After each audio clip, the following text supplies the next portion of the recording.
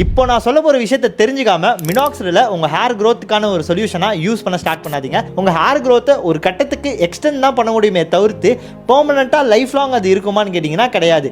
So மினாக்சிலில் use பண்ணுற usage individual preference பொறுத்து மாறும். சில பேத்துக்கு ப்ரோ கல்யாணம் வரைக்கும் இருந்தால் ப்ரோன்னு நினைக்கிறவங்களா இருக்கலாம். உங்களுக்கு பால்டிங் ஸ்டார்ட் ஆயிடுச்சுன்னா நீங்கள் மினாக்சிலில் யூஸ் பண்ணாலும் சரி பண்ணாடி சரி உங்களுக்கு அந்த பால்டிங்குன்றதை அடாப்ட் பண்ணிக்க வேண்டிய சுச்சுவேஷன் வரும் அன்டில் அன்லெஸ் நீங்கள் டிரான்ஸ்பிளான்ட் பண்ணாத வரைக்கும். ஸோ இது பேசிக்கலி என்னோட ஏஜ் 24லேயே நான் அடாப்ட் பண்ணிக்கிறேன். நான் இல்லை ஒரு லைஃப் ஸ்டைலில் மாற்றி சில ட்ரீட்மெண்ட்லாம் எடுத்துகிட்டு அந்த ஒரு 30 கிராஸ் ஆகிற வரைக்கும் ஒரு நல்ல ஹேர் க்ரோத்தை வச்சுட்டு அதுக்கப்புறம் நான் லேட்டர் அந்த பீரியட் அடாப்ட் பண்ணிக்கிறேன்ன்றது தான் மேட்டர். என்ன கேட்டிங்கன்னா நான் மினாக்சில் யூஸ் பண்ண ஸ்டார்ட் பண்ணி என்ன ஒரு 1.5 வருஷம் ஆயிடுச்சுன்னு வச்சுக்கோங்களேன். அப்போ இருந்த ஸ்டேஜில் என்னால் பால்டிங் அடாப்ட் பண்ண முடியல. அப்போ எனக்கு நான் வந்து ஒரு ஹார்ட் பிரேக்கில் போயிட்டு இருந்தேன்.